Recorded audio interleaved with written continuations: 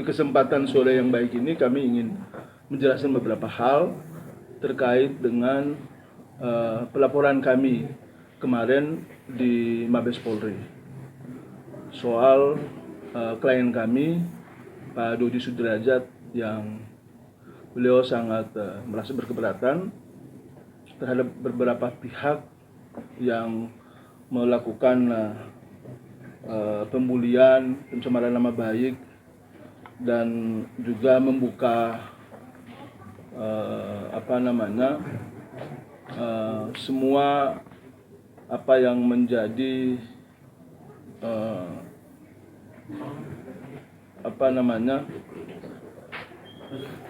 data-data pribadi beliau yang kemudian disampaikan ke hadapan publik yang terkait dengan asuransi di Prudential.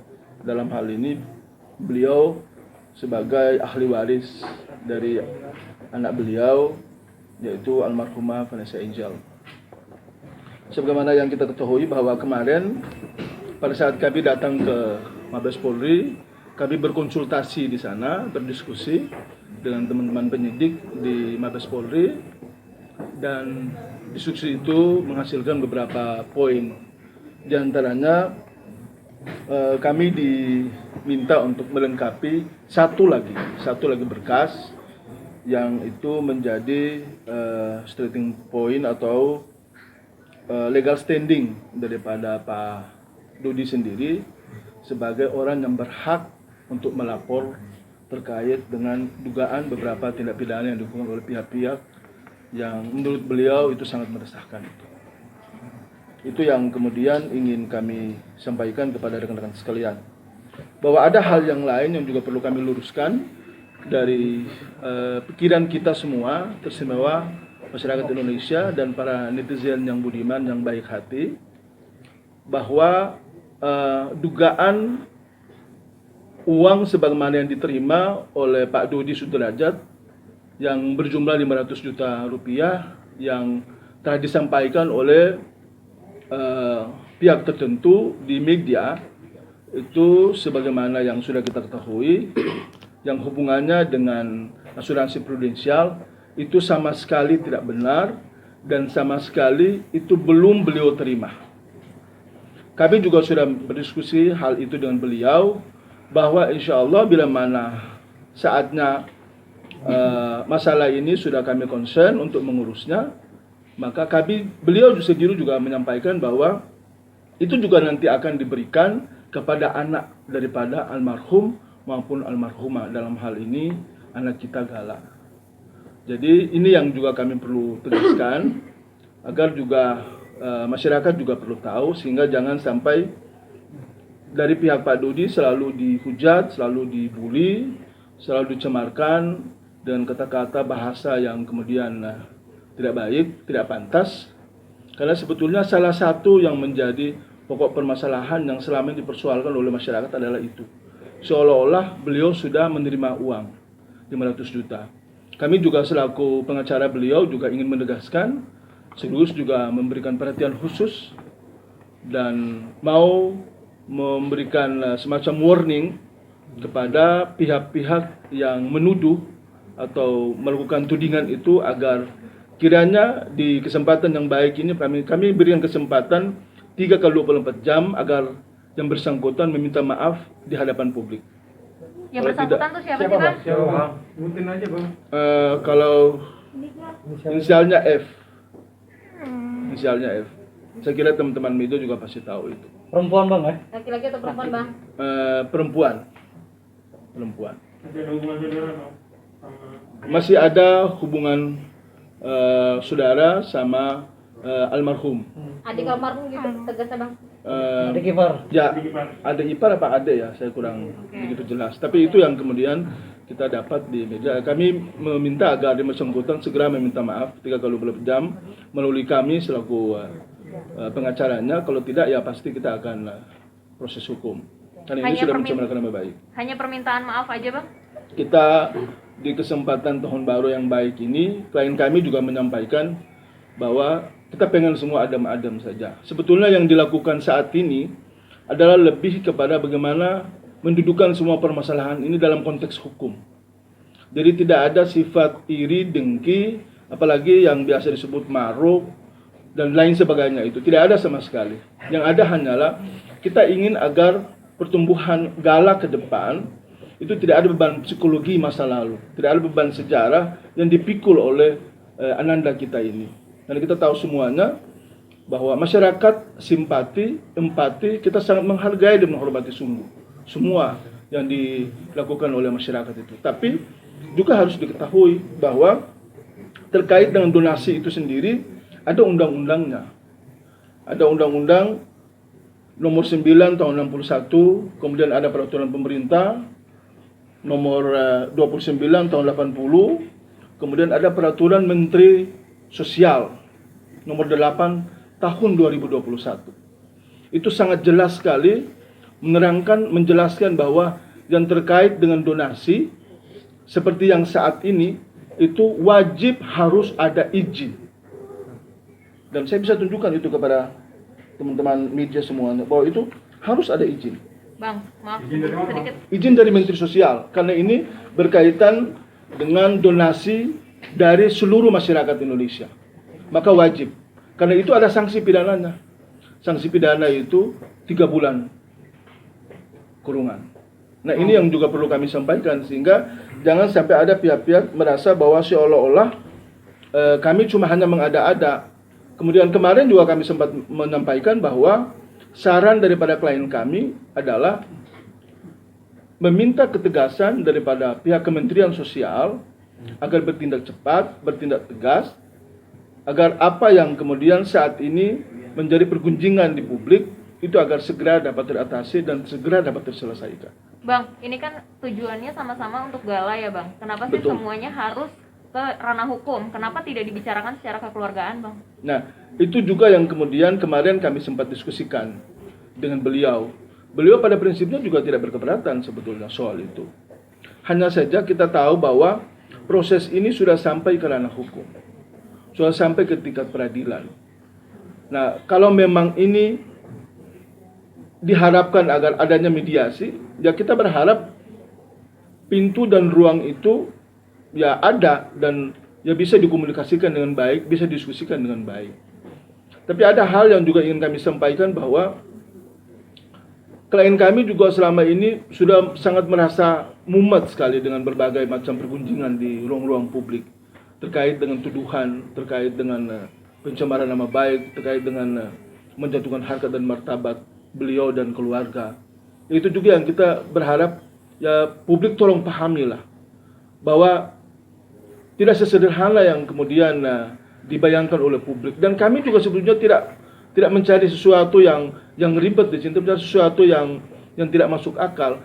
Kita cuma hanya berharap dari klien kami itu adalah apa yang menjadi hak dan kewajiban daripada Pak Haji Faisal itu juga menjadi bagian daripada hak dan kewajiban beliau, sehingga mereka sama-sama mengasuh, sama-sama membesarkan, kemudian sama-sama membina, menyayangi, mencintai Gala untuk hari ini dan ke depannya. Tapi dari pihak Pengadilan Agama Jakarta Barat kan sudah diputuskan Bang, memang untuk dari anaknya masing-masing jatuh ke keluarganya masing-masing gitu. Nah, kalau memang demikian berarti Gala yang harus jatuh ke tangan Pak Dodi dong, kalau memang seperti itu adanya. Tapi apapun itu, kita ingin agar memberikan ruang sebesar-besarnya kepada majelis hakim yang memeriksa dan menjalankan perkara ini agar mudah-mudahan memutuskan seadil-adilnya, agar apa yang menjadi kerisauan kita selama ini yang juga cukup membuat heboh di ruang publik ini kiranya terjawab. Karena sebetulnya itu aja yang sebenarnya diharapkan oleh klien kami, bahwa klien kami juga berharap dia adalah bagian dari orang yang ikut mengasuh, ikut membesarkan, ikut mencintai dan menjaga Gala hari ini sampai ke depan. Tapi selama ini ada pelarangan nggak Bang untuk bertemu Gala Bang, klien Abang ini sampai saat ini Bang? Begini, Apakah ada pelarangan sih sebenarnya Bang? baru-baru beliau mengupayakan untuk mau bertemu, untuk mau berjumpa.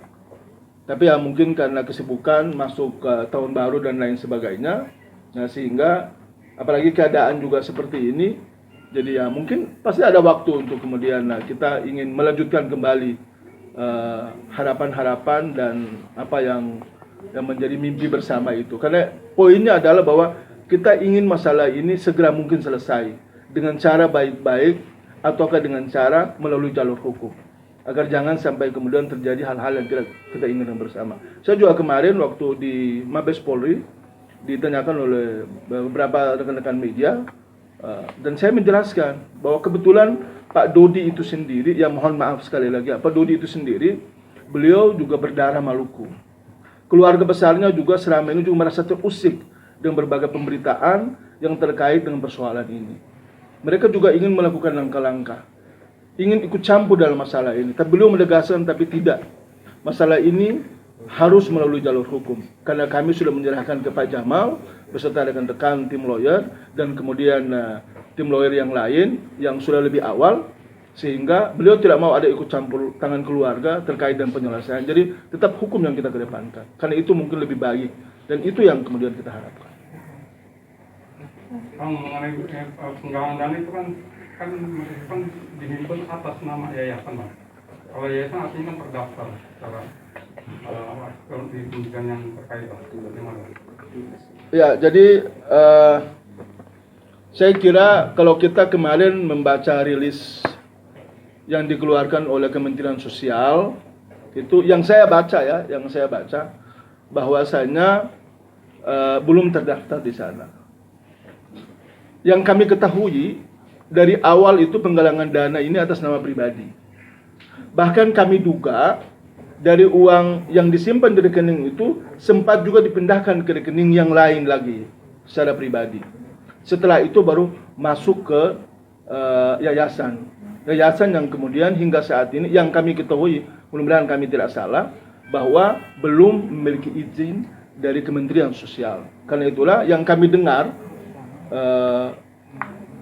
Ibu MI ini kalau nggak salah dalam waktu dekat akan dipanggil untuk dimintakan pertanggungjawaban oleh Kementerian Sosial. Karena memang di Kementerian Sosial sendiri ada beberapa prasyarat yang harus ditempuh dulu, baru kemudian izin itu keluar. Karena diduga dikhawatirkan jangan sampai dari donasi ini, ya kita nggak tahu, ya kita nggak menuduh siapapun. Tapi bisa saja kemudian dari donasi seperti ini bisa disalahgunakan untuk hal-hal yang pada akhirnya nanti akan menimbulkan masalah baru. Ya misalnya ya mungkin untuk ya membeli barang haram misalnya, ataukah ya membiayai sebuah gerakan-gerakan yang pada akhirnya bisa ya, mengganggu stabilitas dan keamanan negara. Karena itulah kemudian kenapa Kementerian Sosial hadir untuk itu. Dan untuk poin yang ini kita serahkan sepenuhnya kepada Kementerian Sosial. Teman-teman boleh silakan tanya ke Kementerian Sosial bahwa sudah seperti apa dan bagaimana. Tapi yang pasti yang kami ketahui sesuai dengan regulasi yang ada, kami tidak mengada-ada, kami tidak mengarang bahwa itu wajib harus ada izin terlebih dahulu baru dilakukan penggalangan donasi itu. Saya boleh bacakan poinnya yang tidak membutuhkan izin. Kalau yang tidak membutuhkan izin itu adalah, saya bacakan ya biar jadi jelas supaya jangan ada dusta di antara kita ini. Kalau tidak nanti dipikir ini lawyernya cuma hanya ngarang-ngarang aja ini.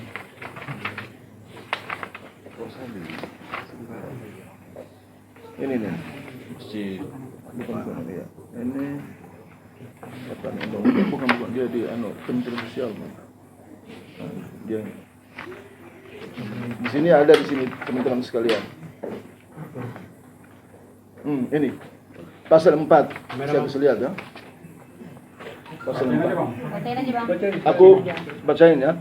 Pasal 4. Penyelenggaraan PUB yang tidak memerlukan izin terdiri atas A. Zakat, itu tidak memerlukan izin.